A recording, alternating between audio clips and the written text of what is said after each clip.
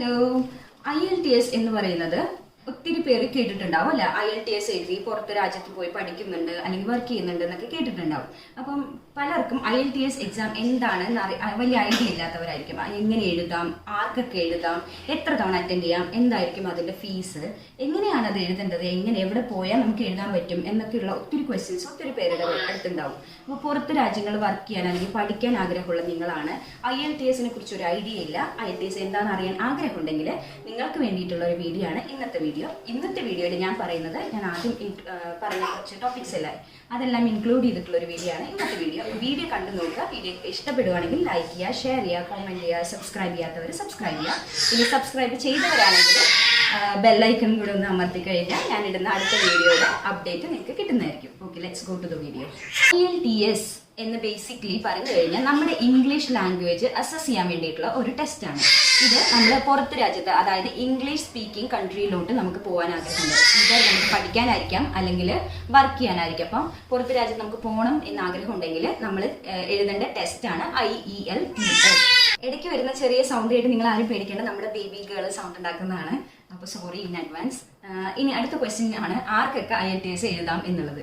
ആർക്ക് വേണമെങ്കിലും IELTS എഴുതാം. നിങ്ങളുടെ വയസ്സ് 16 വയസ്സിന് മേലെ ആണെങ്കിൽ നിങ്ങൾക്ക് എക്സാം എഴുതാവുന്നതാണ്. അതിന് ഒരു എത്തിനിസിറ്റിയോ ബാക്ക്ഗ്രൗണ്ടോ നിങ്ങളുടെ എഡ്യൂക്കേഷനോ ഒന്നും ഒരു തടസ്സമായിട്ട് വരുന്നില്ല. 16 വയസ്സിന് മേലെയുള്ള ഒരാളാണെങ്കിൽ നിങ്ങൾക്ക് IELTSന് അപ്പിയർ ചെയ്യാവുന്നതാണ്.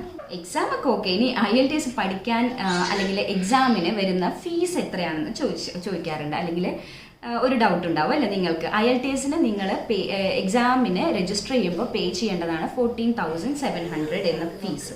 എത്ര തവണ IELTS എഴുതാം എന്ന് നിങ്ങൾക്ക് ചെറിയൊരു ഡൗട്ട് ഉണ്ടാവും അല്ലേ. എത്ര തവണ വേണമെങ്കിലും എഴുതാം. പക്ഷെ ഒരു പ്രശ്നം എന്താണെന്ന് വെച്ചാൽ, ഒരു തവണ നിങ്ങൾ IELTS ഫെയിലായി അല്ലെങ്കിൽ നിങ്ങൾക്ക് ഒരു ഫെയിൽ പാസ് ഒന്നും IELTSലില്ല. അതായത് നമുക്ക് എക്സ്പെക്റ്റഡ് സ്കോർ നമുക്ക് കിട്ടിയിട്ടില്ലെങ്കിൽ നെക്സ്റ്റ് ടൈം നിങ്ങൾക്ക് വീണ്ടും എഴുതാം. പക്ഷെ ഓരോ തവണ എഴുതുമ്പോഴും ആ ടൈമിൽ നിങ്ങൾ അതിൻ്റെ എക്സാം ഫീസ് കൊടുക്കണം. അപ്പം രണ്ടാമത്തെ തവണ നിങ്ങൾ IELTS എഴുതുമ്പോൾ വീണ്ടും 14,700 നിങ്ങൾ പേ ചെയ്യേണ്ടതായിരിക്കും. 3 തവണ വേണമെങ്കിൽ 4, 5 നിങ്ങൾക്ക് ഇഷ്ടമുള്ളത്ര നിങ്ങൾക്ക് എക്സ്പെക്റ്റഡ് സ്കോർ കിട്ടുന്നത് വരെ നിങ്ങൾക്ക് IELTS എഴുതാം. IELTS പഠിക്കുന്നതൊക്കെ ഓക്കെ, പക്ഷേ സ്റ്റഡി മെറ്റീരിയൽസ് നമുക്ക് എവിടെ നിന്ന് കിട്ടും എന്നുള്ള ഡൗട്ട് ഉണ്ടാവും അല്ലേ. അപ്പോൾ നിങ്ങൾക്ക് IELTS പഠിക്കാൻ ആഗ്രഹമുണ്ട് അല്ലെങ്കിൽ IELTS എഴുതാൻ ആഗ്രഹമുണ്ടെങ്കിൽ നിങ്ങൾക്ക് ഇത് ഓൺലൈനായിട്ട് ചെയ്യാം. അതായത് ഓൺലൈൻ ആയിട്ട് നിങ്ങൾക്ക് പഠിക്കാം. നിങ്ങൾക്ക് യൂട്യൂബിൽ നിന്നോ ഗൂഗിളിൽ നിന്നോ ഒക്കെ നിങ്ങൾക്ക് സ്റ്റഡി മെറ്റീരിയൽസ് അവൈലബിൾ ആണ്. ജസ്റ്റ് IELTS സ്റ്റഡി മെറ്റീരിയൽ എന്ന് അടിച്ചു കൊടുത്താൽ തന്നെ നമുക്ക് ഒരുപാട് ഓപ്ഷൻസ് കിട്ടും. അപ്പോൾ പ്രാക്ടീസ് ചെയ്യാനൊക്കെ നമുക്ക് അതിനകത്തുനിന്ന് മെറ്റീരിയൽസ് കിട്ടുന്നതായിരിക്കും. ഓക്കെ, അതല്ലെങ്കിൽ നിങ്ങൾക്ക് ഒരു ഇൻസ്റ്റിറ്റ്യൂട്ടിൽ ജോയിൻ ചെയ്തിട്ട് IELTS പഠിച്ചെടുക്കാം. ഇൻസ്റ്റിറ്റ്യൂട്ടിൽ ജോയിൻ ചെയ്യുമ്പോൾ അവിടെ അവർക്ക് കുറച്ച് മെറ്റീരിയൽസ് ഉണ്ടാവും. അപ്പോൾ നിങ്ങൾക്ക് അത് വെച്ചിട്ട് വേണമെങ്കിൽ പ്രാക്ടീസ് ചെയ്യാവുന്നതാണ്. ഓൺലൈൻ മാത്രം പഠിച്ചു കഴിഞ്ഞാൽ എൻ്റെ ഇംഗ്ലീഷ് ഇംപ്രൂവ് ചെയ്യുമോ എന്നുള്ളത് അത് ഡിപ്പെൻഡാണ്.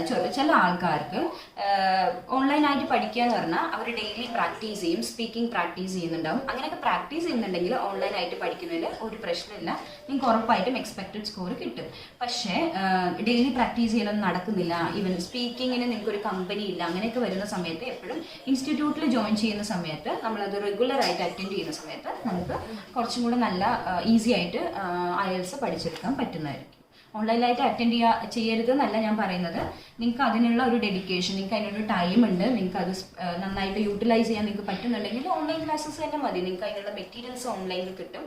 സ്പീക്കിംഗ് പ്രാക്ടീസിന് മാത്രം ഒരു പാർട്ട്ണറെ കണ്ടുപിടിച്ചിട്ട് സ്പീക്കിംഗ് പ്രാക്ടീസ് ചെയ്താൽ മതി. 2 ടൈപ്പ് ഓഫ് IELTS ആണുള്ളത്. ഒന്ന് ജനറലും ഒന്ന് അക്കാഡമിക്കും.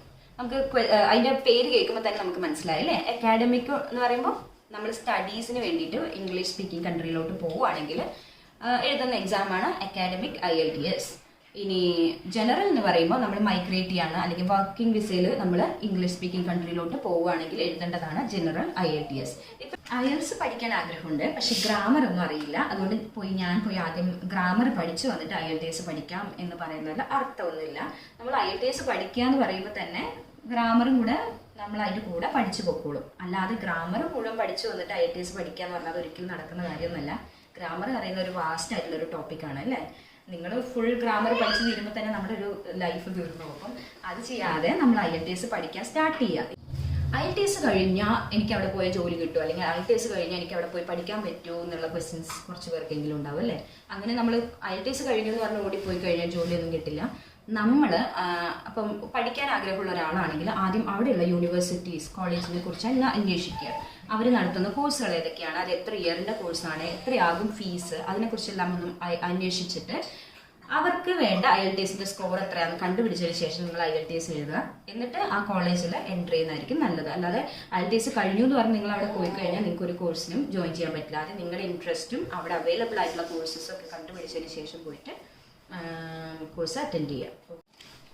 എനിക്ക് സ്പീക്കിംഗ് ചെയ്യണമെന്ന് ആഗ്രഹമുണ്ട്. IELTSന്റെ സ്പീക്കിങ്ങിന് ഇമ്പ്രൂവ് ചെയ്യാൻ വേണ്ടിയിട്ട് ആഗ്രഹമുണ്ട്. പക്ഷേ പാർട്ട്ണർ ഇല്ല. സ്പീക്കിംഗ് പ്രാക്ടീസ് ചെയ്യാൻ വേണ്ടിയിട്ട് പാർട്ട്ണർ ഒന്നും ഇല്ലെങ്കിൽ ഡോണ്ട് വറി, നിങ്ങളുടെ ഫോൺ നിങ്ങളുടെ കയ്യിലുണ്ടല്ലേ. അപ്പോൾ നിങ്ങളൊരു ടോപ്പിക്ക് സെലക്ട് ചെയ്യുക. ആ ടോപ്പിക്കിനെ കുറിച്ചിട്ട് നിങ്ങൾ തന്നെ സംസാരിക്കുക. എന്നിട്ട് നിങ്ങളത് റെക്കോർഡ് ചെയ്യുക. എന്നിട്ട് നിങ്ങളത് കേൾക്കുക, വീണ്ടും സംസാരിക്കുക, വീണ്ടും റെക്കോർഡ് ചെയ്യുക. അങ്ങനെ പല തവണയായിട്ട് കേട്ട് കഴിഞ്ഞിട്ട് അതേ ടോപ്പിക്ക് തന്നെ പിന്നെയും സംസാരിച്ച് നോക്കുക. കുറച്ചും കൂടെ ഫ്ലുവൻ്റ് ആയിട്ട്, കുറച്ചും കൂടെ ഒരു നല്ലൊരു സ്റ്റൈലായിട്ട് നിങ്ങൾക്ക് ഇംഗ്ലീഷ് പറയാൻ പറ്റുന്നതായിരിക്കും. അപ്പം നമ്മൾ ആരില്ലാന്ന് വിചാരിച്ചിട്ട് പുറകിലോട്ട് നിൽക്കണ്ട. പെട്ടെന്ന് പോയിട്ട് IELTS പഠിക്കാൻ സ്റ്റാർട്ട് ചെയ്യുക. പുറത്തു പോകാൻ ആഗ്രഹമുള്ളവരാണെങ്കിൽ എത്രയും പെട്ടെന്ന് തന്നെ ആഗ്രഹം നടക്കട്ടെ. സോ എല്ലാവരും കമൻറ്റ് ചെയ്യുക. വേറെ എന്തെങ്കിലുമൊക്കെ ഡൗട്ട് ഉണ്ടെങ്കിൽ കമൻറ്റ് ചെയ്യുക. കുറച്ചെങ്കിലും ക്വസ്റ്റ്യൻസിനൊക്കെ ഞാൻ ആൻസർ ചെയ്തെന്ന് ഞാൻ വിചാരിക്കുന്നു. പിന്നെ ഒത്തിരി പേര് എന്നോട് ചോദിച്ചായിരുന്നു, അവിടെ വന്നു കഴിഞ്ഞാൽ ഈ കോഴ്സ് ചെയ്തിട്ടുണ്ട് ഞാൻ, അവിടെ വന്നാൽ ജോലി കിട്ടുമോ, അങ്ങനെ ഒത്തിരി കോഴ്സുകൾ ചെയ്തിട്ടുണ്ടെന്ന്. എനിക്ക് മനസ്സിലാവും നിങ്ങളുടെ ബുദ്ധിമുട്ട്. പക്ഷേ സത്യമായിട്ട് എനിക്ക് അതിൻ്റെ ആൻസർ അറിയാത്തതുകൊണ്ടാണ് ഞാൻ റിപ്ലൈ ചെയ്യാതിരുന്നത്. അപ്പോൾ നിങ്ങൾക്ക് അങ്ങനെ നല്ല ആഗ്രഹമുണ്ട് പുറത്ത് പോയി പഠിക്കാൻ അല്ലെങ്കിൽ ജോലി ചെയ്യാൻ ആഗ്രഹമുണ്ടെങ്കിൽ നിങ്ങളൊരു ഏജൻസിനെ കോൺടാക്ട് ചെയ്യുക. അവർക്കാണെങ്കിൽ കുറച്ചും കൂടി ഡീറ്റെയിൽസ് അറിയാൻ പറ്റുന്നതായിരിക്കും. ഞാൻ നേഴ്സായിട്ടാണ് അവിടെ പോയത്. എനിക്ക് അതിനെക്കുറിച്ച് എന്തെങ്കിലുമൊക്കെ ചോദിച്ചു കഴിഞ്ഞാൽ ചിലപ്പോൾ എനിക്ക് ഉത്തരം പറയാൻ പറ്റുമായിരിക്കും. ഓക്കെ, അപ്പോൾ ഇവളാണ് ഇത്രയും നേരം സൗണ്ട് ഉണ്ടാക്കിക്കൊണ്ടിരുന്നത്. സോറി പറഞ്ഞേ കുഞ്ഞാപ്പി, എല്ലാവരോടും സോറി പറഞ്ഞേടാ. അപ്പോൾ സോറി. ഞങ്ങൾ വീണ്ടും അടുത്ത വീഡിയോ ആയിട്ട് വീണ്ടും കാണുന്നതായിരിക്കും. Thank you. Bye bye. See bye. By.